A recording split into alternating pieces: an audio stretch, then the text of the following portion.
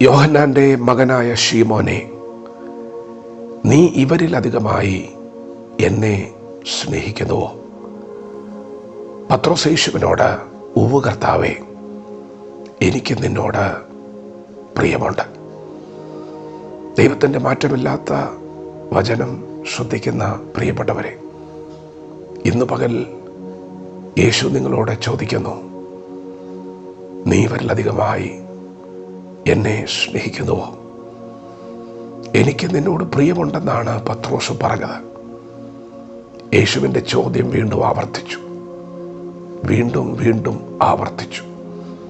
അതെ, ആ ചോദ്യത്തിന് മുൻപിൽ, ആ സ്നേഹത്തിന് മുമ്പിൽ നമുക്കാർക്കും ഒളിച്ചോടാൻ കഴിയത്തില്ല. കാരണം യേശുവിൻ്റെ സ്നേഹം സത്യമാണ്. യേശു നമ്മെ സ്നേഹിച്ചതുപോലെ ആരും നമ്മെ സ്നേഹിച്ചിട്ടില്ല. യേശു തൻ്റെ പ്രാണനെ വെച്ചു കൊടുത്താണ് നമ്മെ ഓരോരുത്തരെയും സ്നേഹിച്ചത്. പ്രിയപ്പെട്ടവരെ, തൻ്റെ കൂടെ കഴിഞ്ഞ 3.5 വർഷക്കാലം ചേർത്ത് നിർത്തിയ ശിഷ്യന്മാർ തൻ്റെ ജീവിതത്തിൽ വന്ന കഷ്ടാനുഭവങ്ങളുടെ ആഴ്ചയിൽ തന്നെ വിട്ടകലുകയാണ്.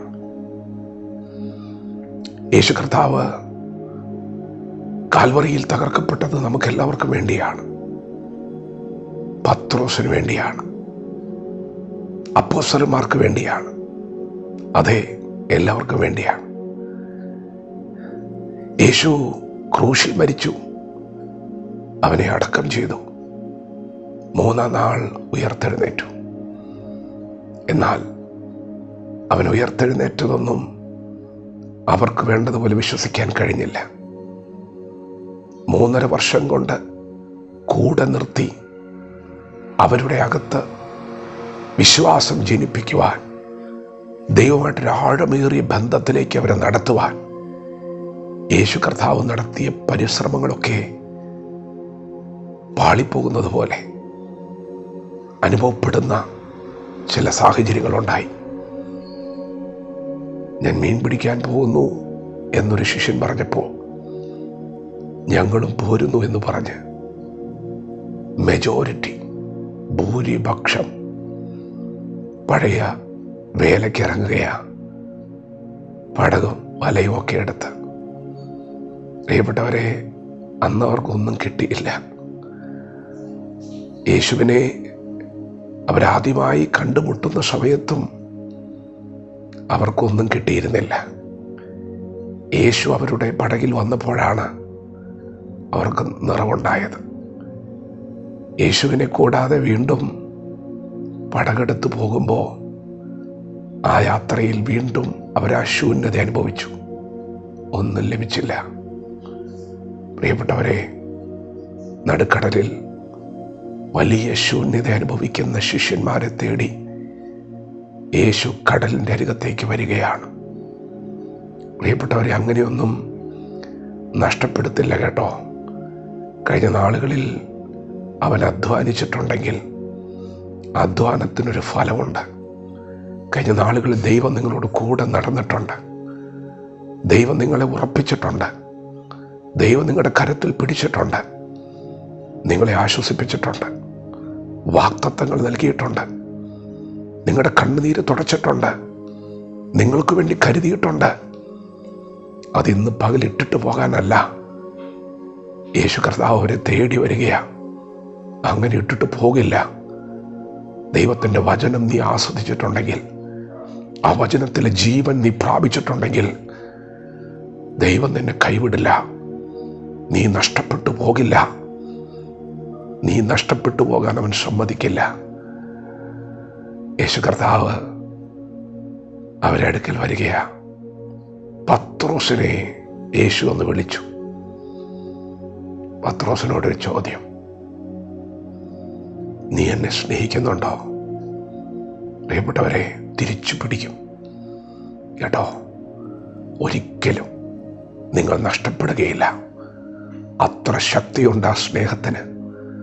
കാൽവറിയിൽ ആ ചങ്ക് പിളർന്നൊഴുകുന്ന രക്തത്തിന് അത്ര ശക്തിയുണ്ട്. യേശുവിൻ്റെ സ്നേഹം തിരിച്ചു പിടിക്കും. പത്രോസ് പറഞ്ഞു, എനിക്ക് പ്രിയമുണ്ട്. യേശു കൂടെ കൂടെ അത് ചോദിക്കുക. ഇന്ന് പകൽ പരിശുദ്ധാത്മാവ് നിങ്ങളോട് ചോദ്യം ചോദിക്കുന്നു, നിനക്ക് എന്നോട് സ്നേഹമുണ്ടോ? പ്രിയപ്പെട്ടവരെ, ആ ചോദ്യത്തിന് മുൻപിൽ ആർക്കും ഒഴിഞ്ഞു മാറാൻ പറ്റത്തില്ല. കാരണം ആ സ്നേഹം സത്യമാണ്. യേശു കർത്താവ് ചോദിക്കുമ്പോൾ പത്രോസ് പറഞ്ഞു, എനിക്ക് പ്രിയമുണ്ട്. അതെ, നിന്റെ അകത്തും ആ സ്നേഹമുണ്ട്. നീ ആ സ്നേഹം രുചിച്ചറിഞ്ഞവനാണ്. ഇന്ന് പകൽ നിന്റെ താഴ്ചയിൽ അവൻ നിന്നെ കൈവിടില്ല. കൈ പിടിക്കാൻ തന്നെയാണ് വന്നിരിക്കുന്നത്, തിരിച്ചു പിടിക്കാൻ തന്നെയാണ് വന്നിരിക്കുന്നത്, നഷ്ടപ്പെടുത്തുകയില്ല. യേശു അവനോട് പറഞ്ഞു, എൻ്റെ ആടുകളെ മേയ്ക്ക. നീ ഇന്നലകളിൽ യേശുവിനോട് കൂടെ നടന്നപ്പോൾ യേശു ചെയ്ത ശുശ്രൂഷ കണ്ടതാണ്. യേശു എളിയവരെ, അനാഥരെ, വിധവമാരെയൊക്കെ ചേർത്ത് നിർത്തിയിട്ടുണ്ട്. അതെ, ബലഹീനരെ താങ്ങുന്നത് യേശുവിനോടുള്ള സ്നേഹമാണ്. ഉൾക്കരുത്തില്ലാത്തവരെ ധൈര്യപ്പെടുത്തുന്നത് യേശുവിനോടുള്ള സ്നേഹമാണ്.